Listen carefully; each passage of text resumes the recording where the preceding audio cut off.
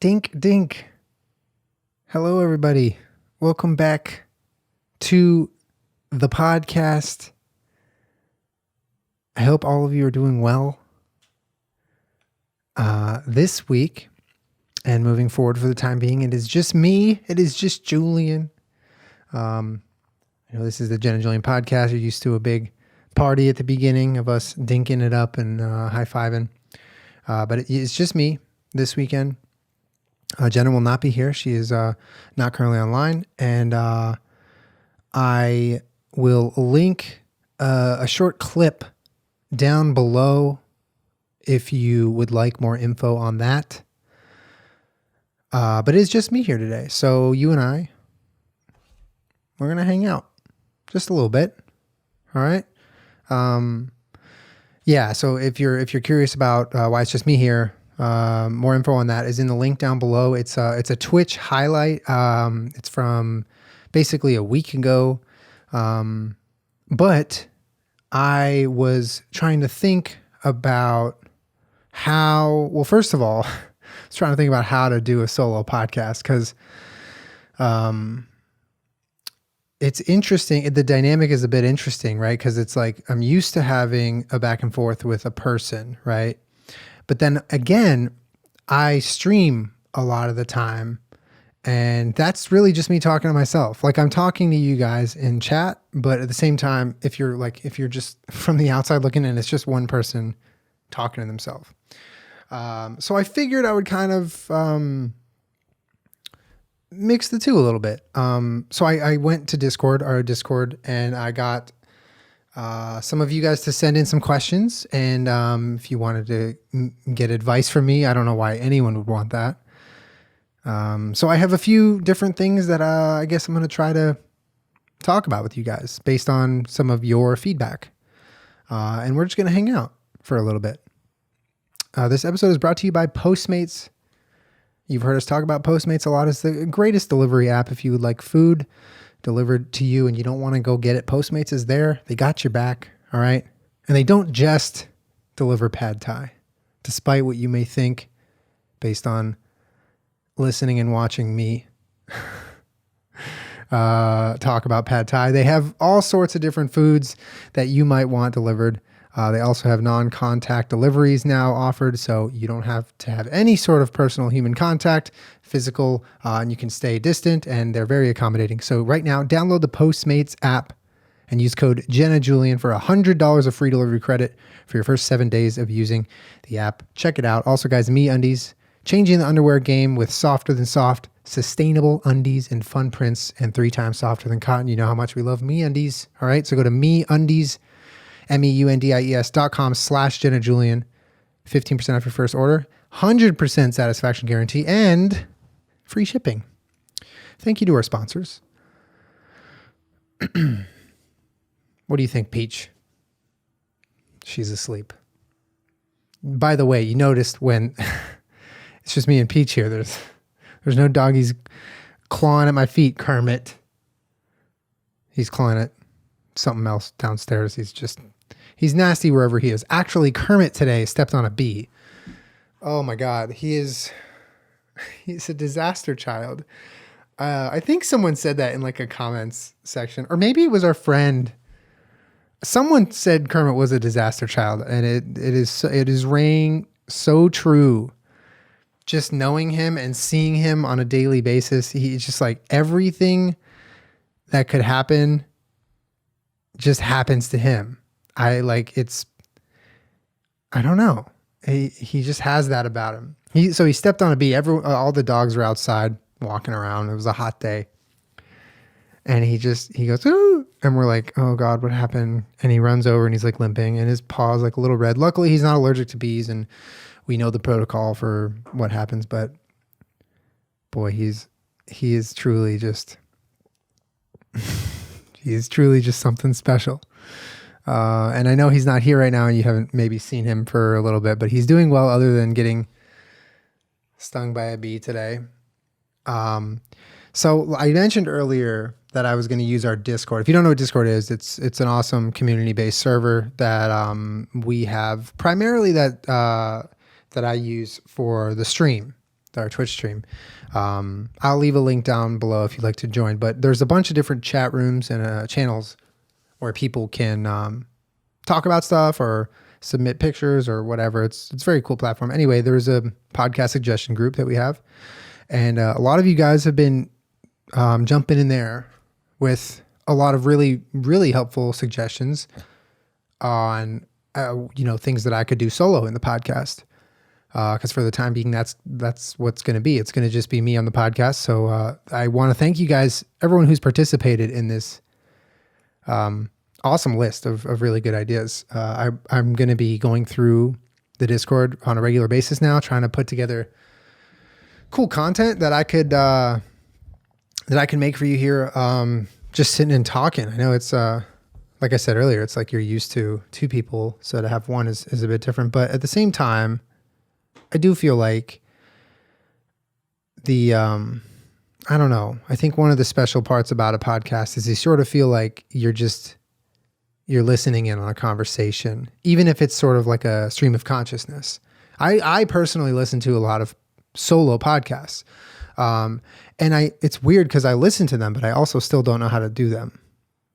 A lot of the stuff I listen to is actually much higher production, and there's a lot of people behind the scenes, even though it's just one person on the podcast.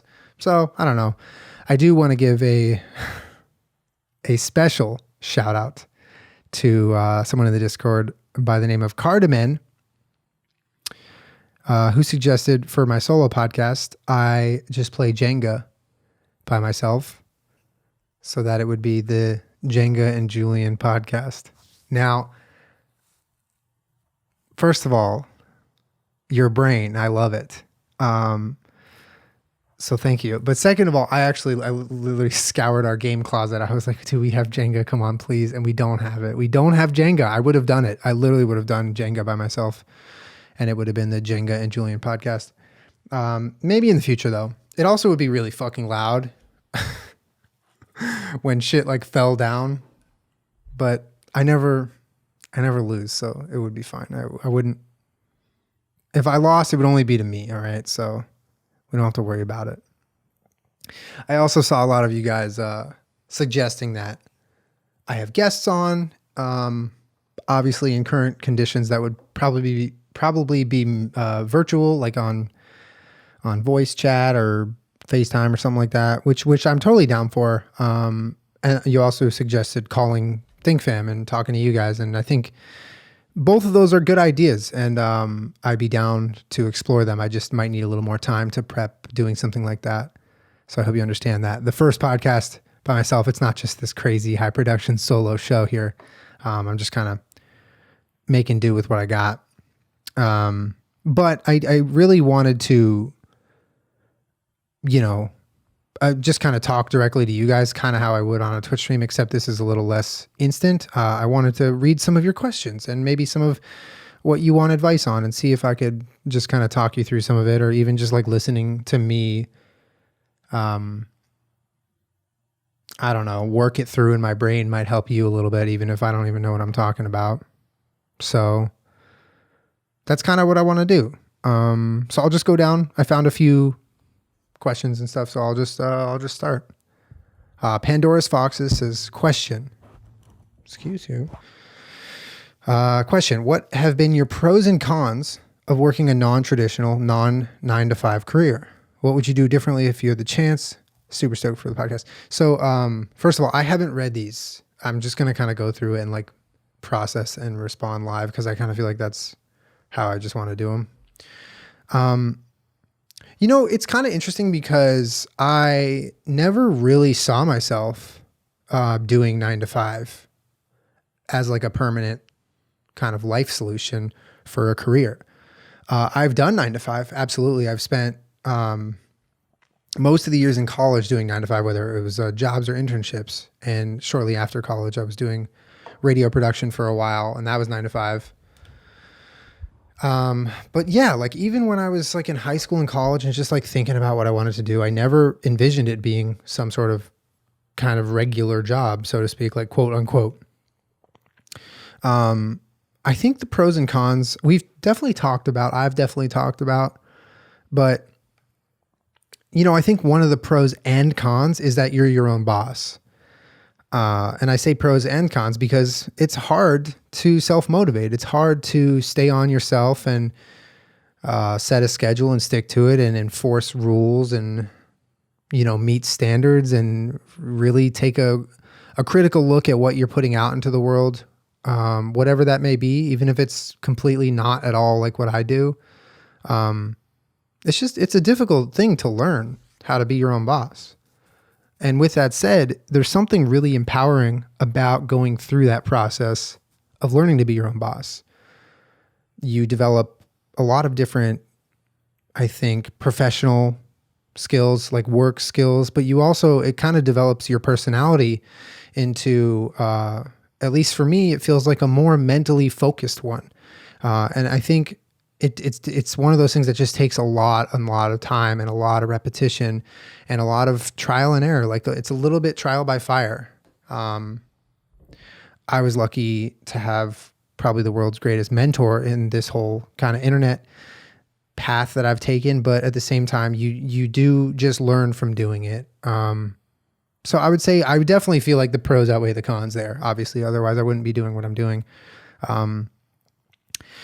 And I guess kind of relating the question to what we're all going through right now with COVID is like, most everyone is moving to doing work from home now, provided you can and have the ability to. And I feel like a lot of people are sort of going through that process now involuntarily of like how to be your own boss and how to be productive at home when there's many distractions or the world is on fire and you just whatever and your boss isn't there to tell you what to do.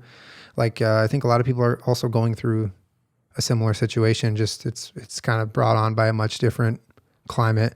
But would I do something differently if I had the chance? I don't think so. I mean, I think what has led me to here has been a lot of learning. And I don't think that there are a ton of jobs out there that people, I mean, maybe there are, but the way I see it is like, based on like my personal experiences with friends and people I know and people who have 9-to-5 jobs and I talk to and family and stuff like that. I don't often hear people talk about like 9-to-5 jobs and like cookie cutter jobs being something that you like look back on and reflect on and learning a lot from. It's sort of oftentimes, and I hope I'm not like being offensive here, but like oftentimes are means to an end, right? Like you take a job to pay the bills and you have your eye on something past it. And maybe while you're there, you have a different idea and you go this way and you're at a different 9-to-5. But like for me, looking back at my time being my own boss and working online and being in non-traditional work is like, I really do feel like I've learned a lot. And I feel like it's turned me into a better worker so that in my future endeavors, I've kind of developed a skill set that I never thought I would ever develop. And I don't think there's a lot of ways to like plan out that you're going to try to do that. It just sort of happens and you either go with it or you don't. And I decided to kind of go with it. That was a super long-winded response and I am sorry for that. Did you ever live on your own? If you did, what are some things you did to keep yourself company? Live on my own. Yes, no. I'm really good at this, you guys. No, technically I never lived by myself alone. What I did was for most of my college years, I lived with roommates. And as many of you, probably a lot of you guys know, when you live with roommates, especially in like college years or even after college or whatever, it's very possible that you just don't really see a lot of your roommate because of their job and their schedule being different than yours. And I mean, I'm sure there's a lot of situations out there where people are sick as fuck of their roommates. And they're like, can you get out of the house, my guy? But for me, I really, I did have a lot of alone time in those years when I was living with roommates. And I don't know. I mean, how do you cope with being alone? It's hard, I think it's important that you have things that can take up, like they fit kind of two criteria. One, they can take up time, right? Things that you can sink time into, gaming, reading, something physical, exercise, like something physical, or, hobbies, things that there are tangible activities that you have to, it's not just watching TV, right? Like these are hobbies that you have to kind of apply yourself. So you're at least mentally occupied while you do them. For me, that was really important when I lived alone. I was really into working out in my college years. I did a little bit of cycling, which was really fun. I could kind of like be independent. I didn't have a car, so I would cycle around my college town. I did a little bit of jujitsu, and then, I also really started to fall in love with like radio production, which turned out to be kind of a hobby of mine, which ended up being sort of a job. But I would definitely think that like you really just gotta do your best at finding those things that take up time. And when those kind of work in tandem with your like relaxation time and your like Netflix time and your chill me time, like I sort of feel like they work together really well. Because on one hand, you have your comfort zone where you're able to watch your shows and eat your favorite snacks and listen to your favorite music and talk to your friends online. And then on the other hand, you have something that you're trying to work towards getting better at. And both of them take up time, and both of them only require you most times, maybe some partners in whatever other activity you're doing or stuff like that. But I think balancing those two things can be really helpful with feeling lonely. And also, not to put pressure on yourself that you need to be social. I felt so much of that pressure growing up, and especially in college, because I was definitely the most isolated in my life in college. I just really didn't fit in with a lot of people at my school, and I spent a lot of time alone. And I think learning and telling yourself over and over that that's okay, like that's not a bad thing, I think that's an important reminder for you to not feel like you're doing the wrong thing or you need friends to be successful or anything like that. You know what I mean? Like it's definitely hard, but I don't know. Being alone can be cool. Thank you, Abs, by the way, for that question. All right. Sachi Ray says, I've been struggling to find motivation to create art after 2 years of being forced to do art in college that I didn't feel anything with. It's been almost a year of me avoiding art, and it still sometimes makes me feel sick when I think about trying. Do you have any advice on how to remove that bitterness of a tutor picking apart work and gaining my love of the hobby back? Motivation can be hella dumb sometimes. Sachi, thank you for your message. And I hear that, man. Like it's always like a weird situation when there's something that you like or that you love or that you find pleasure in life ends up in a scenario that makes you not like it anymore. Like that sucks, man. That really sucks, because it's pretty clear that you're a passionate artist, but you had this experience where you were forced to do it. And it sounds like people like tutors were picking apart your work and making you feel like it wasn't good. And that sort of deterred you from the activity altogether. And that's really shitty. And I am sorry that happened. I guess my advice for like getting back into it and feeling like it can be a positive outlet again, I think it's one of those things where you have to really try to separate the outside world from your favorite thing to do, right? Or one of your favorite things to do, your hobby.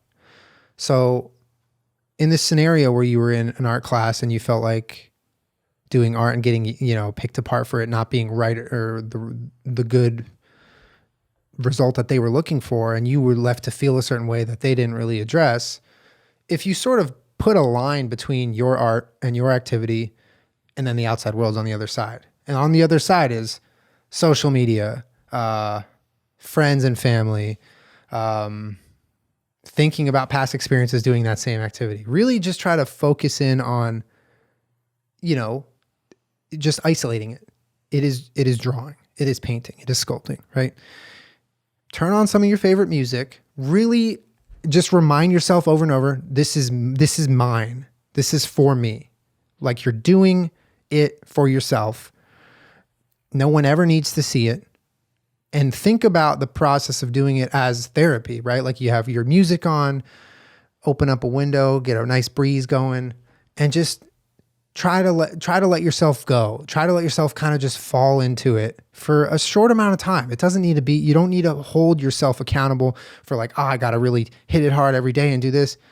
If you're trying to fall back in love with art, take baby steps and really just focus on the relationship between you and the art, not your art and the rest of the world. Because I feel like, unfortunately, like your scenario that you described, it's so toxic to have other people jump in between you and your passions and make you despise each other. Like, that is frustrating. And I totally agree. Motivation can be super fucking tough sometimes, man. I mean, even if it's something that you like doing, like, motivation is hard because you're an ever-changing person and life always has variables and the weather changes, and it's just, life is hard. So I hope that you can, Sachi, I hope that you can find a way to kind of fall back in love with art.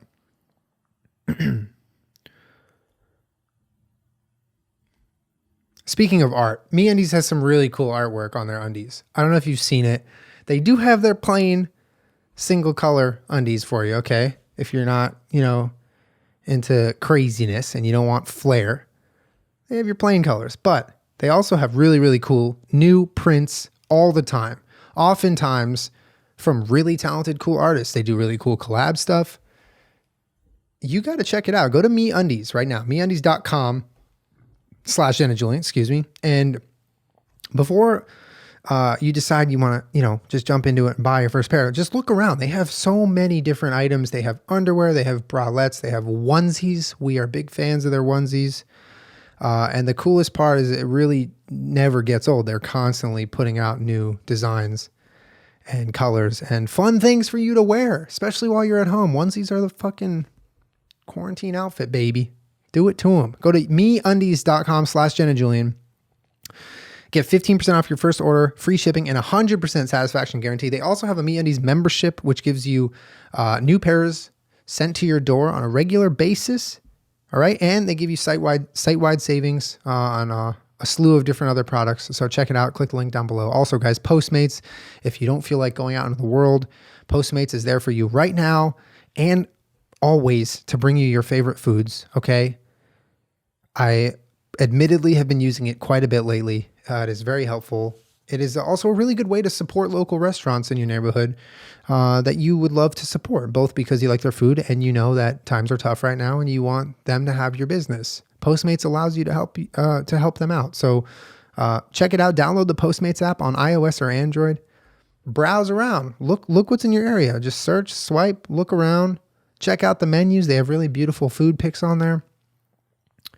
And then just order, and then it'll be brought right to you.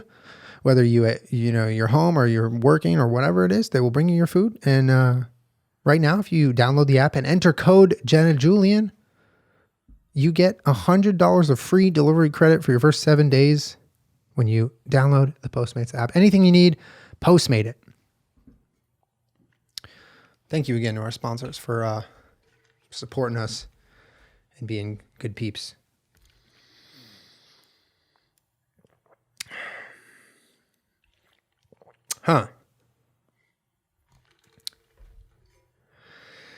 How do you get motivation when life has been canceled? Anticipation and planned travel, family and friend events are on endless hold. It seems like there's nothing to be motivated for. Forget 20. Thank you for your participation here.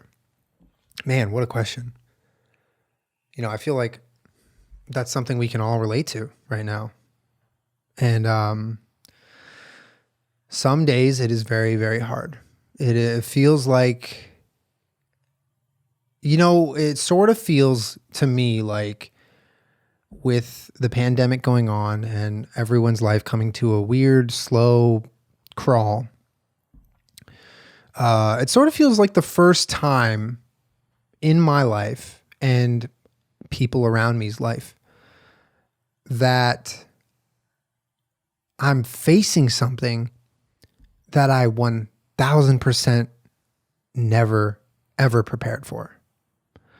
Right? Like there are certain things I feel like that you go through in life, changes and transitions and different events, good, bad, that you might struggle through, and you probably have gone through hardships and things like that. But this really feels like an event that there has been no preparation. There has been no sort of coaching on how to go through something like this.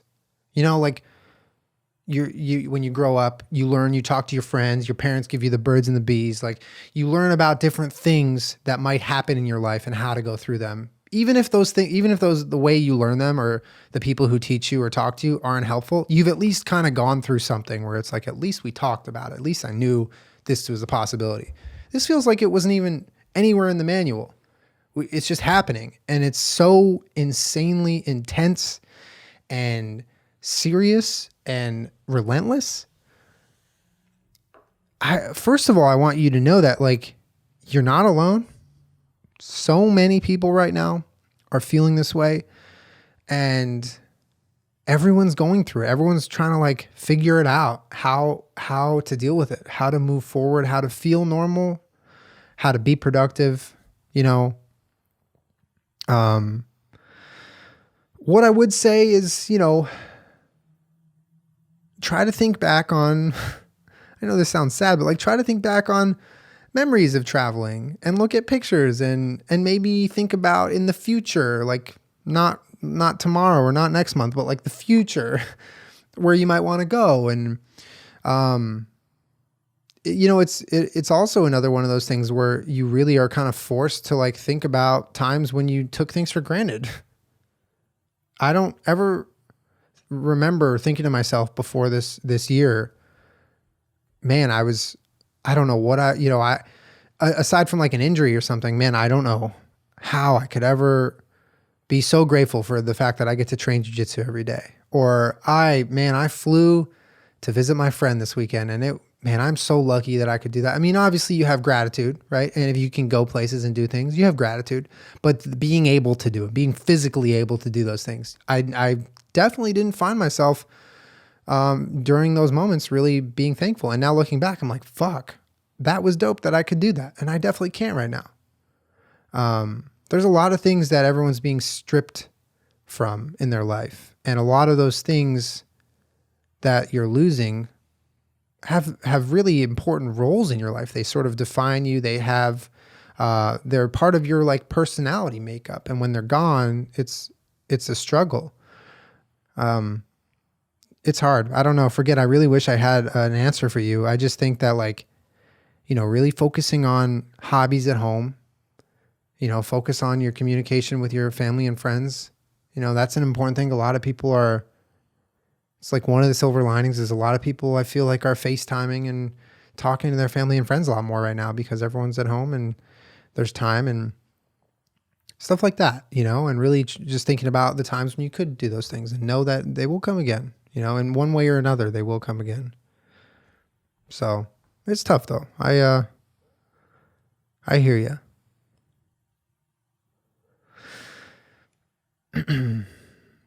Alana Rochelle says, do you have any suggestions for how I can stop defining my self-worth by my academic achievements? Ooh, oh boy. First of all, I think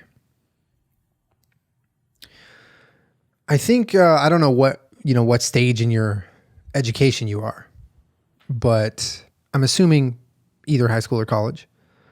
I think using high school as sort of an analogy for like education in general is kind of good. Like looking back on my high school experience, like there were a lot of, you know, I played baseball. I loved playing baseball. I loved the friends I made playing baseball. And I think it shaped me as a person.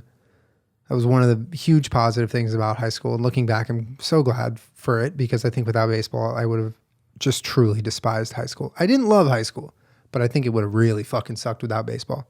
Anyway, tangent. My point is, looking back on high school, I do remember being in my high school aged head and what things looked like to me and how I thought about the world and how fucking important every little thing that went on in my high school was to me. It was like, everything's so important. Social things with friend groups and doing well in class and getting into college and playing well on my baseball team and getting recruited to play at colleges and finding a girlfriend, like the things that you go through in high school when you're there. I just remember it being so goddamn intense. Everything is such a big deal. And then you graduate and a little time passes and you look back and you're like, why did we care so much? It doesn't even matter. Like, none of that mattered. Like, it mattered in a sense that it was a stage of your life and you're a developing teenage person and it's important to get educated and go through that experience. But like, in the grand scheme of life, a lot of it was just so small. And you don't really see that until you're out of it. Like, you get out of high school and you're like, wow, why did I care so much? None of that really is even a big deal. And you start to think about the people that maybe gave you shit, or the people that really made your life hell or whatever, or even like the people who had, who were the studs and had like the great high school experiences and they were the prom king and queens. And you're like, that wasn't even that cool. Like, where did that bring them to right now? It was just an isolated thing that happened in a stretch of years that when you're done, everyone's done. Everyone moves on. Everyone goes into, different things.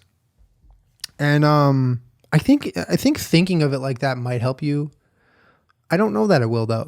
I know that like the stakes are higher after high school, like college and grad school and getting any sort of degree that you might be chasing. Like things are important. So I'm really not trying to minimize that. I want you to understand that whatever education and academic achievements you're referring to, I'm sure are very important. And it's probably a good thing that you are leaning on the side of defining yourself by them in the sense that you care about them. Obviously, you're way more than that, though. You are not your academic achievements. That is just a small part of you. You are Alana. You have friends. You have family. I don't know. You might have a pet. You might have a laptop where you play Minecraft. You might have a favorite restaurant. You might have a hidden talent. You know what I mean? Like, there's so much that makes you up, that makes you probably a wonderful person. And academics are just a piece of that. And so thinking of it like that, your makeup is just a whole mix of things, right? And one of those things is academia, but it's only one of those things. It's not the whole thing. It doesn't comprise you as a whole. Try to remember that, I guess, and looking at it from that angle. Again, really want to reiterate that I'm not minimizing how important education is and how stressful and huge it feels while you're in it. It's definitely intense, and I applaud you for getting educated for sure. I hope I'm doing okay, by the way. I don't know if I'm doing well. I'm kind of just like going.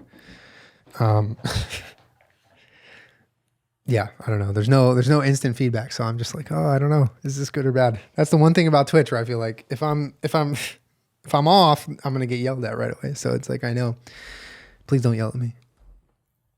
Leslie says, advice on coping with a friend or loved one passing away, especially if it's sudden and unexpected or even self-inflicted. On a less heavy note, okay, I'll get to that in a sec. So, losing loved ones is very, very difficult. I've had to go through it many more times than I really ever thought I would by the time I'm 28. And, it's hard to give advice on something like this because I don't even think I know how to deal with it. You know, I just really I feel blessed that I have someone who is my person and there for me. And you have a loving family that can support you and friends that can support you and be there for you. Because going through loss alone, I imagine, is just awful and just the worst thing ever. And I don't wish it upon anyone ever. So I think as much as it might be hard at the beginning, you know, you have to take your time to really kind of process it.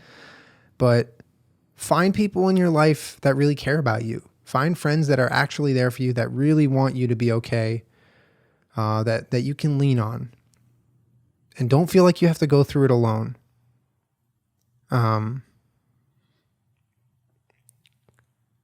It's tough, man. It's tough, especially when it's sudden, especially when it's suicide. It's very tough. And I've gone through that. And just know that with time, life gets a little bit easier, because it really does feel like the whole world is crumbling when something like that happens and nothing really matters and you're just so sad and you don't care about things and you crying, and it's a lot, you know. In time, the memories of that person and the good times and the happiness that they once brought you will become the centerpiece of their memory, right? Like when you think of them, you know, you're always going to be sad that they're not there anymore. That's something that I don't think ever goes away. But over time, I think the good memories of them and the happy times that you had will be quicker to come to your brain when you think about them. It does get, you know, I went through something like this, and I think a lot of you know that. And every year I visit, I visit them at the cemetery. And, the first year we did it was really hard, really, really hard. And then the second year, you know, it just gets easier, and you start to think about the good times, and you start to laugh and remember funny things, and you know, it's just part of life. I don't know. It's hard. I feel like I'm kind of talking in circles here, but I hope there was something that I said that could have provided any sort of help to you. I'm sorry for your loss, and I hope that you start to feel better.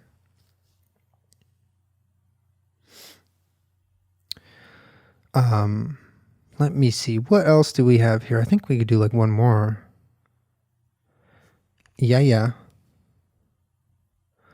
I really wish I had Jenga. That would be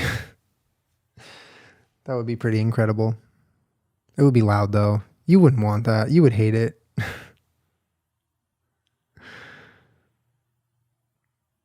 How do you find it? I want to pick one more, and I kind of want to find something like that I haven't touched on. I don't want to like repeat myself a bunch.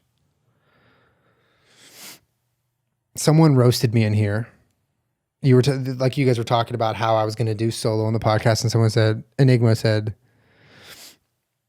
he worked at a radio station before he did YouTube. He'll knock it out of the park. No, wait, he's a catcher, implying that catchers can't hit. Fucking getting bodied in here, dude. What the hell? I'll just read some more of these. Azur says, Julien reads the sponsors, then sits and stares deeply into the camera for 30 minutes. Suddenly, the camera begins to zoom in on his face. He remains still. The Aries energy builds in intensity, boiling behind his eyes, and he lets out an ep, and the show ends. I should have done that. That would have been good. Get food delivered and pretend I'm Guy Fieri. There's a lot of good ideas in here. Well, I'll also check out maybe the comment section here on this podcast. But I encourage you, if you want, join our Discord, and you can partake in responding with ideas or suggestions, or even just hang out with other people and chat. We actually, last night, I just made a brand new channel called Tattoos, where you just go in there and talk about your tattoos and share pictures, and you're like, oh, cool tattoo. Me too. Cool. So that's kind of what Discord is like. Someone else said I should interview the dogs. I kind of feel like listening to that might be an issue. Peach, you want to get interviewed? Come here, baby. Come here. Come here. Come here. Come here. Okay. Sleepy, sleepy, sleepy girl. Would you like to be interviewed? Okay, Peach. Have you or have you not been caught stealing my credit card to order doggy treats for yourself off Amazon?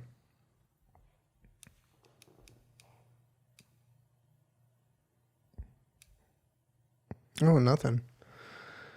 All right. Pleading the fifth. Bold strategy on the opening question. Why is your brother so nasty, and why are you not the same amount of nasty?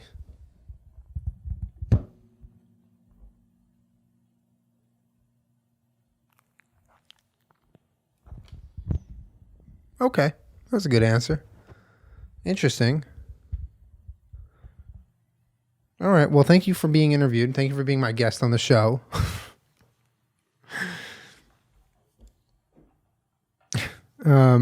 Yeah, I don't know. I do hope that if you are a frequent listener or viewer of the Jenna Julien podcast, that you I don't know, you could be at least minorly entertained by just me being here. I don't know. Like I said, I'm going to try to develop some cool ideas and things that I could do for upcoming episodes, both with guests and how to have people on, and also interacting more with you, because I feel like the more interactive, the better, honestly. I think that would make me feel like selfishly feel a little less crazy, just like speaking to myself for an hour. But yeah, I don't know. I thank you guys for hanging out and supporting the podcast, even though there's been some changes and things are changing and everything's going to be okay. And I hope all of you are safe and well and have friends and have me time and treat yourself and all the good things. Make sure you're doing some good self-care. It is important. So important now more than ever. Yeah, I'm very appreciative of the Ding fam, and you guys are amazing. So thank you so much for hanging. I'll see you next week for another Juliencast, and I'm going to maybe have something worked up my sleeve. Maybe I'll just be playing Jenga. Who knows? We'll see. Only time can tell. But I hope you guys have a wonderful week. Be safe, be good, and I'll see you on the next one. Bye.